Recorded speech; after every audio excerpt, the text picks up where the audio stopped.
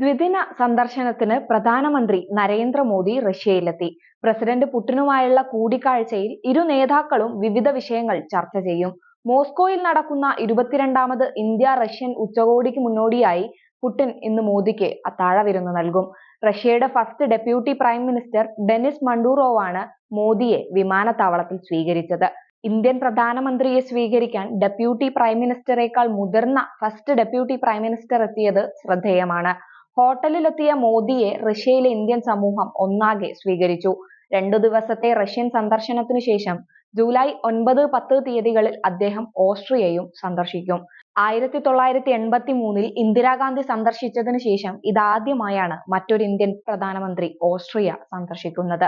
Russian സൈന്യത്തിലേക്ക് അനധികൃതമായി recruit ചെയ്യപ്പെട്ട് പ്രവർത്തിക്കുന്ന ഇന്ത്യക്കാരെ വിട്ടയക്കുമെന്നും പുടിൻ പ്രധാനമന്ത്രി നരേന്ദ്രമോദിക്ക് ഉറപ്പു നൽകി.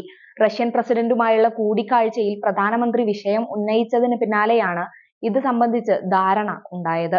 തിങ്കളാഴ്ച മോസ്കോയിൽ റഷ്യൻ പ്രസിഡന്റിന്റെ വസതിയിലാണ് മോദിയും പുടിനും കൂടിക്കാഴ്ച നടത്തിയത്. യുക്രൈനെതിരായ യുദ്ധത്തിൽ റഷ്യൻ സൈനികർക്കൊപ്പമുണ്ടായിരുന്ന 2 ഇന്ത്യക്കാർ കൊല്ലപ്പെട്ടതായാണ് വിവരം.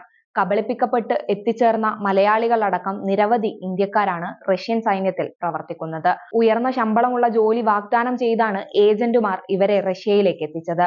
2 ദിവസത്തെ റഷ്യൻ സന്ദർശനത്തിനായി എത്തിയ പ്രധാനമന്ത്രി നരേന്ദ്രമോദിക്ക് വൻ വരവേൽപ്പാണ് റഷ്യ നൽകിയതും. വ്യാപാരം, ഊർജം, പ്രതിരോധം എന്നീ മേഖലകളിൽ ഇരു രാജ്യങ്ങളും തമ്മിലുള്ള സഹകരണം പുടിൻ മോദി കൂടിക്കാഴ്ചയിൽ ചർച്ചാ വിഷയമായി. 10 വർഷം കൊണ്ട് റഷ്യയുമായുള്ള ഇന്ത്യയുടെ ബന്ധത്തിൽ വലിയ വളർച്ചയാണ് ഉണ്ടായതെന്നും സമാധാനവും സ്ഥിരതയും പുലർത്താൻ സഹകരിച്ച് പ്രവർത്തിക്കുമെന്നും മോദി എക്സിൽ കുറിച്ചു. സ്വീകരിക്കാൻ കാൾട്ടൺ ഹോട്ടലിനു പുറത്തെത്തിയ ഇന്ത്യൻ പ്രവാസ സമൂഹത്തെ മോദി അഭിവാദ്യം ചെയ്തു. 5 വർഷത്തിനു ശേഷമാണ് മോദി റഷ്യയിലെത്തുന്നത്. 2019-ലാണ് ഇതിനു മുമ്പ് അദ്ദേഹം ഇവിടെ സന്ദർശിച്ചത്. ചൊവ്വാഴ്ച മോദി ഓസ്ട്രിയയിലേക്ക് പോകും. 40 വർഷത്തിനിടെ ആദ്യമായാണ് ഒരു ഇന്ത്യൻ പ്രധാനമന്ത്രി ഓസ്ട്രിയ സന്ദർശിക്കുന്നത്.